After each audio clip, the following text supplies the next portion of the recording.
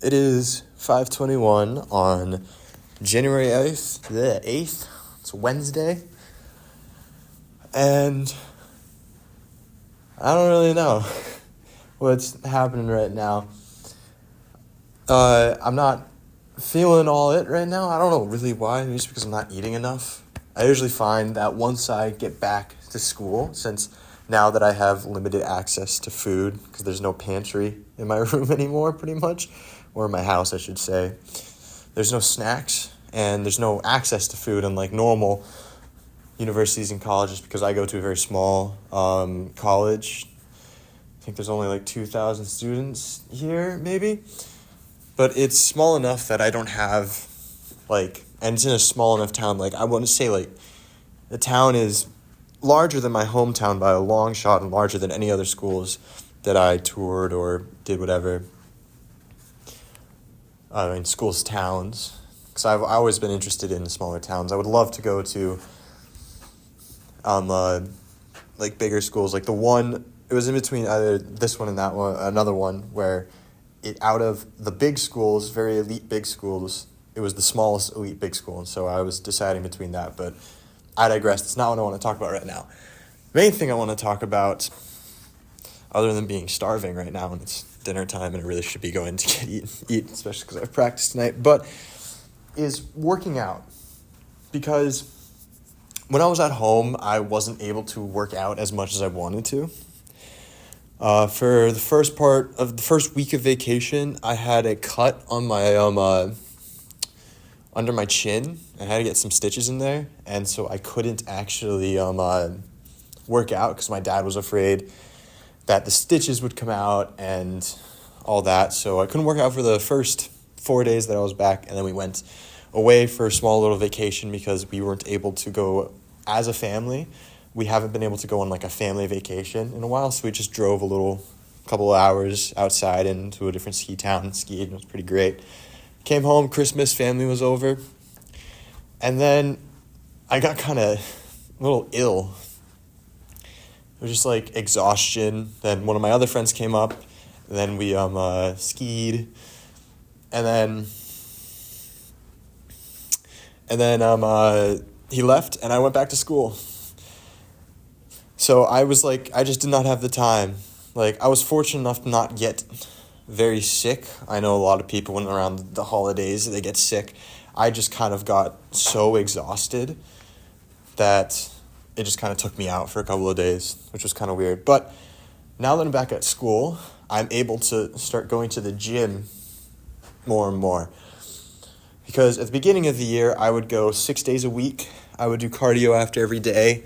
I would practice 2 days a week because I'm just playing on a club hockey team. So it's a good balance of working and having fun. And I would do so much. I would have work out all the time. I was in the best shape ever. And then I knew this was going to happen, but as games became more and more frequent, we had maybe 2 or 3 a week sometimes. And the exams started getting more and more. I had to cut back on working out. And the last 2 weeks of school, I wasn't able to go to the gym at all, which was unfortunate. But now, since I have one class a day and it's in the morning from 9:30 to 12, because it's January term, I'm able to work out whenever and have a lot of time. I don't have, I have a game Sunday and practice tonight, but nothing too unmanageable. And so I'm able to get back because I miss feeling good about myself, feeling very strong, good definition and all that. But I've also started running into a lot of different problems with being in the gym. And it's really annoying problems because my gym is small, so sometimes I go in and I don't have the equipment that I want to use is not open, so I have to improvise my workout.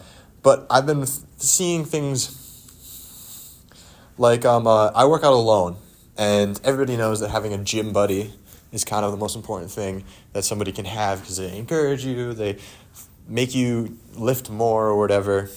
And the biggest thing that I need is I need a spotter. And I'm not confident enough to say, hey, can you spot me? because at least the bench that I use, normally I like try and use just a regular rack, but the bench that I use is one of these things. And the biggest thing is that when I worked out at my boarding school with like instead of playing a sport, all the hockey players in the fall would do a program called Dynamic, which was a workout program, and we used racks and not this bench thingy right here. And you can see is that there's not really a catch if you fail. So you go up, you go down, and I guess the only thing technically that you have is that there's a hook set lower, but my arms go high enough that a good like lift off point is the top hook. And it's annoying because I think that my chest is my weakest point of my physique. I can't lift as much. I can only lift about 200, and that's compared to my squat ability because I'm a hockey player and because I was blessed with leg genetics. I'm able to, max I've ever lifted was 380 on a squat, and that was a senior year of high school. I'll get to that a little bit later, but I can't really train as hard as I want to because I'm afraid that I'm going to go up with this and then just fall down, and there's nothing to catch for me. And that's annoying, really annoying, because I feel like I want to be able to like actually do more chest exercises with the bench because I get the I don't like doing some of the cable things or like the fly machine or the machine bench press because it doesn't feel as rewarding because the instability coming with the barbell or dumbbells makes it so that it feels like I'm getting more of a workout. The other thing is that the squat rack, it's not the squat rack that we have at school or at my gym back home. I want to preface that I don't have a gym in my house. I'm the gym in my hometown. But these things, you see, they have the side things, the pegs, bars, whatever you want to call them. And so when I'm working out, I feel comfortable failing with squatting because I'm able to drop it on something safely. And I know there's a skill with learning how to dismount properly if you're going to fail properly. But with bench, you can't really do that because there's no way to throw it, to go up, to go over you. You can't drop it behind you. It just kind of is there sometimes. And I don't like that. The other problems I have with squat specifically is I don't know if I talked about it now, but I have a knee issue. I think I injured it senior year of high school, boarding school. I playing hockey, and it's not bad, but sometimes it gets inflamed, and I'm worried because of the weight that I can get up to on the squat rack that I will injure it more, and I want to keep playing hockey for at least the season because if I try and get this fixed, it will put me out for a bit, and I don't want to be out of doing athletic activity because I like doing things athletic. I don't really know. But the other problem that I have is that I swear that I put on enough weight on the barbell for squats that it starts to hurt my back. And there are ways that probably couldn't hurt my back, but what I find is that I'm going up, I put it on my shoulders, and I can feel it just compress my spine. And that is a little annoying. So it's actually kind of, because I want to maintain in good athletic health so that I can keep playing sports, I'm hesitant about putting enough weight on my back to be able to do stuff. And I've seen somewhere that somebody did something where I normally start with my major workout first, so like my squat first. But the people are like, no, you do leg extensions, you do leg press, and then you do squats last. So you're more tired, therefore you don't have to put as much weight on to get the same amount of benefit. And that is pretty smart. And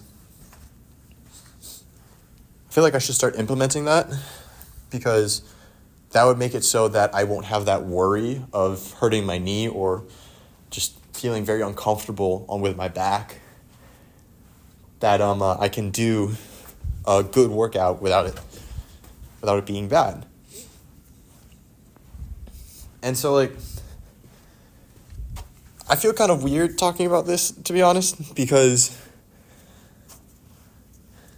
like, when I started this series 8 days ago, I was just kind of hoping that it was it'll just mean me saying something to avoid and all this and that. But I'm like when I say like I'm getting views and I'm getting subscribers, it means that like there are other people watching what I was saying, and other people are like, that's cool, I'm gonna subscribe. And I think like 3 people have subscribed, but that's 3 more people than I thought would even bother. So it's really weird now that I feel like I started this series as a point to start sharing things. Like, I'm talking about my workouts and my physical health when it comes to that, and how much I can squat and bench and do other things. And it kind of feels weird now, to be honest, because now that thought of like, oh shit, other people are actually going to be watching this, it kind of feels a little weird, to be honest. But that's kind of also the point that I tried to, by doing this, is that I need to start talking about myself, about things, and not be afraid of what other people are thinking. So it's just kind of weird. Small little tangent there, but yeah, hopefully I'll be able to stick to it. Last year, I had a really weird situation where my roommate left, and I was kind of a little bit alone for the January term, and it was not good for me mentally, because it was seasonal depression. It was seasonal depression. In the spring, that started getting a lot better because I was able to just do things in sunlight. But I want to be able to keep working out for this January term, because I want to keep going and doing this, because if I commit to doing this until the end of the year, I'll feel a lot more confident in myself. And it's not necessarily like there's no pressure for me to lift a certain amount. Like, there's never been, like, one of the big goals was to hit 200 on the bench. Some days I hit it, like some days I feel like I can hit it, some few days I feel like I can't.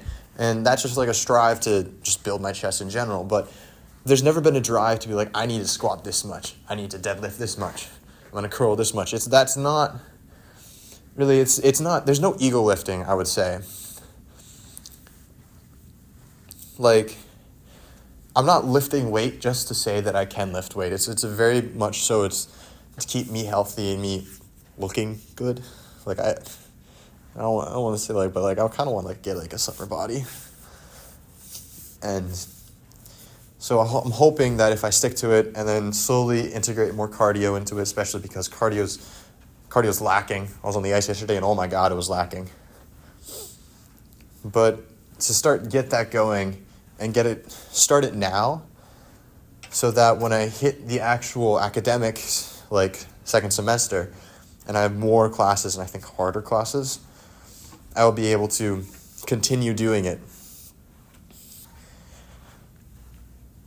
Yeah. Working out is fun, and I want to look good, so I want to keep doing this. Even though I have, hopefully, my injuries they will sustain themselves, and I can keep doing this. But yeah, I think what I do is that I usually plan on doing like a 6-day workout schedule. It's hard to do that with games because I have a game Sunday, so I have to like take a break then. But I take one day off, usually because it's a day that I have the most work. So like my day off is I have a class and a practice. Today I only have practice. So logically it makes sense for that day to be the day that I have off. And it gets kind of annoying. I feel like I should maybe do 2 days off a week so I can split it into like 3 and 2 or something. Or do 4 or something where I have a little bit more of a break. Because going 6 workouts in a row is actually kind of tough. But I don't know. We'll just kind of see what happens.